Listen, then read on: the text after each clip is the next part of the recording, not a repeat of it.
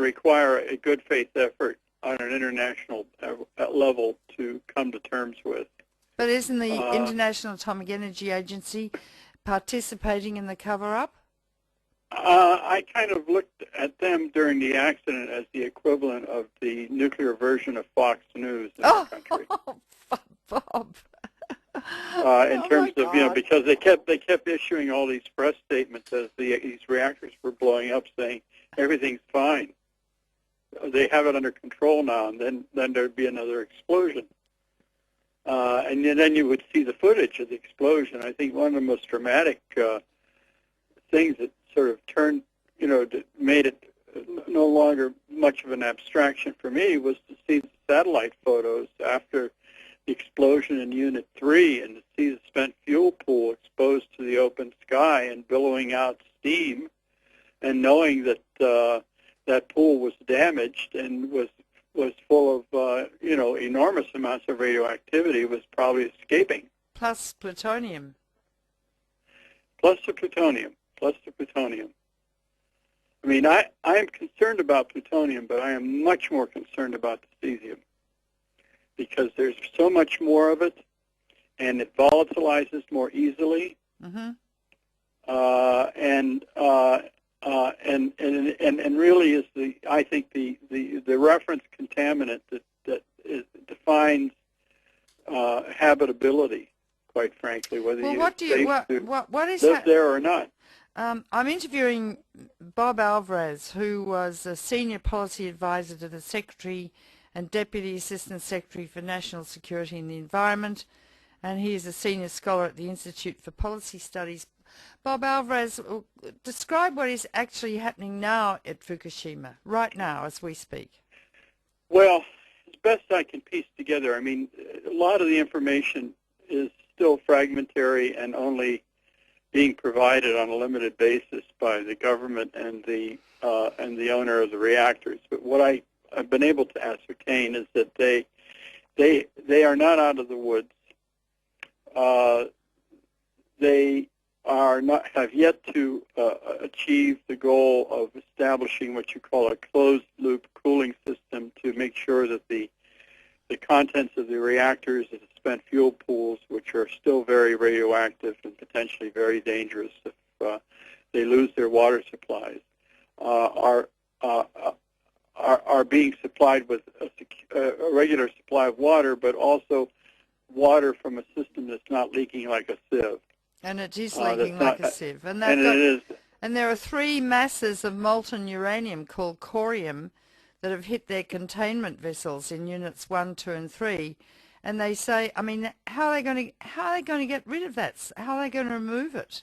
Well, all I can say is that in the United States, when we had the 3 Mile Island accident, which was nowhere near severe as that which has taken place in Fukushima, is that it took 20 years to remove the contents of the core. Yeah, only 1/3 of it melted, so 20 years. It took 20 years to remove the contents of the reactor core. And there are estimates now that the Fukushima situation is 2 to 5 times worse than Chernobyl, and we know from the New York Academy of Sciences report that maybe 1 million people have already died in the first 25 years after Chernobyl. So you can multiply 1 million by, 2 to 5, huh? Could you? Would that You could. I mean, in terms of cleaning up the mess at Fukushima, and compared to Chernobyl, I mean, there's no dispute that the mess at Chernobyl is so radioactive right now that it will take at least another 100 years before they could get around to doing anything with that mess. At Chernobyl. When you think about 100-year time frames, what was Australia like 100 years ago? Pretty primitive. What will it be like 100 years from now? These are not insignificant time frames. So, I'm of the opinion right now that the spent fuel and especially the molten fuel from the reactors at Fukushima are going to be there for a very long time with no place to go. Well, and also, yeah, go on. So, and I think the major concern is got to be to do everything possible to keep any further radioactivity from escaping. Yeah, but, you know, I'm using this figure, and apparently it's accurate, that every day 12,000 trillion becquerels of radiation are escaping into the air every day. Have you heard that number? I've seen the numbers. I just don't remember all these numbers. 12,000 trillion becquerels. 12,000. Yeah, 12,000 trillion becquerels. A becquerel is a disintegration per second. Right. So therefore, huge. And then I read a report today, I don't know, in the New York Times or something, that says, oh, the radiation is where it's decreasing, the amount that's being emitted. The lies are just flabbergasting. I mean, if I lied in medicine, I'd be killing my patients. And that's what's happening. They're killing people by lying. And the awful thing is that the Japanese government knew pretty early, because they had monitors, where the plume of intense radioactive material was going, but they didn't tell the people so that people could flee, because they didn't want to create panic.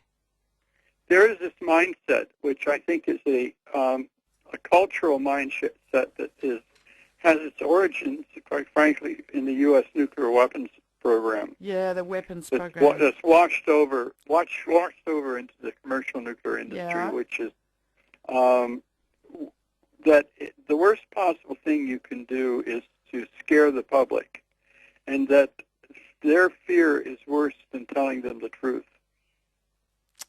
That's unbelievable.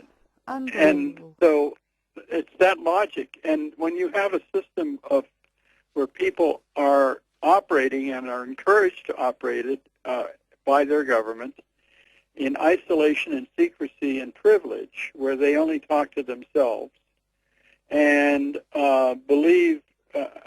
begin to believe that the public is more of an enemy than an ally. There's this attitude that quickly emerges, which is what they don't know can't hurt us. What they don't know can't hurt us. That's amazing. And this is a sort of a cultural ethos that was very well refined by our nuclear weapons program by the 1950s. This is why so many nuclear weapons were exploded in the open air in the continental United States and the Pacific and elsewhere, because the other sort of logic that I've seen is this logic of what you call the greater good, which is yes, we have to sacrifice people, but there's a greater good involved here. And in the case of nuclear weapons, for example, the greater good was to deter the Soviet Union and those kinds of things. So in the meantime, we wound up putting our own people in harm's way without their knowledge and consent, and our government was doing this with impunity. And this has all come out. I mean, I'm not revealing anything that is a new revelation. This is sort of what's come out in the last 20 or so years. But we're dealing with a culture. It's been called the cult of the atom. We're dealing with a culture, a mindset that has largely been cultivated by governments that encourages isolation, secrecy, misleading of the public, rationalizations that could never hold up to scrutiny of a democratic society, to carry out an agenda on the behalf of a bureaucracy and a technology which is now proving to be catastrophic and ultra harmful to the world. As you talk, I think to myself that the work we did in the 80s as Physicians for Social Responsibility, we translated the arcane nuclear language that you've just been describing, that was engendered by the nuclear physicists and the government, into lay language to describe what nuclear weapons actually mean to people when they get exploded over cities and a nuclear war. That must have freaked them out of their heads, do you think? I think so. And I mean, there's some humorous things too. I mean, it's dark humor, but I recall going to congressional hearings here in the United States and listening to witnesses from the government nuclear program describing events such as rapid energetic disassemblies. Yep. What does that mean? Explosion. Rapid energetic disassemblies. Mm-hmm. I know, and when people get killed in nuclear war, the people are disassembled. Or they use these terms, health effects. Health effects? Health effects. Like what? Dying of cancer. Health effects. I mean, that's all the terminology has been so neutralized and made so bland, and that people don't realize what this means. So we have a terrible history in this country, which we're still trying to come to terms with, where our government deliberately misled the public about the dangers of radioactive fallout from bomb testing. I wonder how many people deliberately misled the public about it. America exploded more than 1,000 bombs above ground in the desert in Nevada and elsewhere, and absolutely doused America with radioactive fallout. And the incidence of cancer continues to rise now. And when you think that the incubation time for cancer is any time from 5 to 80 years, almost certainly the increase in cancer partly is caused by that fallout. And the National Cancer Institute only estimated thyroid cancers, I think 115,000, from radioactive iodine fallout, but it's never estimated the number of cancers caused by the fallout from strontium-90, cesium-137, plutonium-239, americium, all the rest of the fallout that occurred. Would you like to comment on that, Bob Alvarez? Well, I mean, in fairness to the National Cancer Institute, they were asked by Congress to only look at iodine-131. Why? I cannot explain that, but let me sort of finish the story here. And they were asked in the early 1990s to do, or in the early 1980s to do this, mainly because of concern of fallout from weapons testing in Nevada. And they were asked to look at hotspots of iodine-131 from weapons testing in Nevada in the continental United States. How much was released? Where did it go? Mm-hmm. How much got absorbed into the food chain? What kinds of exposures did people receive of different ages and genders? And then what happened to these people in terms of estimated cancers? Yep. What happened was that the National Cancer Institute suppressed the study for 5 years.